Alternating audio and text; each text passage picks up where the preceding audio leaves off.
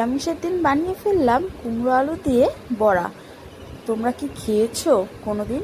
যদি না খেয়ে থাকো তাহলে একবার প্লিজ দেখে একবার ট্রাই করো, দেখো সত্যি খুবই ভালো লাগবে।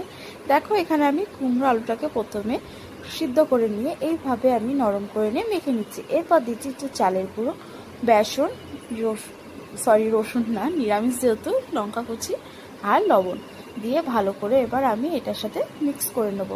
আর সাদা তেল দিয়ে যেহেতু ভাজবো, এবার দেখো পুরোটা ভালো করে মেখে নেব। লবণ ফবণ দিয়ে ভালো করে যা যা আছে তোমরা একটু বুঝে মাপ দিয়ে নেবে। আমি 2 চামচ এখানে চালের গুঁড়ো দিয়েছি বেসনও দিয়েছি।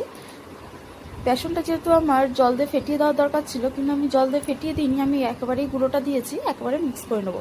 একটু ধনিয়া গুঁড়ো দিয়েছি, একটু গুঁড়ো গরম মশলা গুঁড়ো দিয়েছি আর একটু হিং দিয়েছি।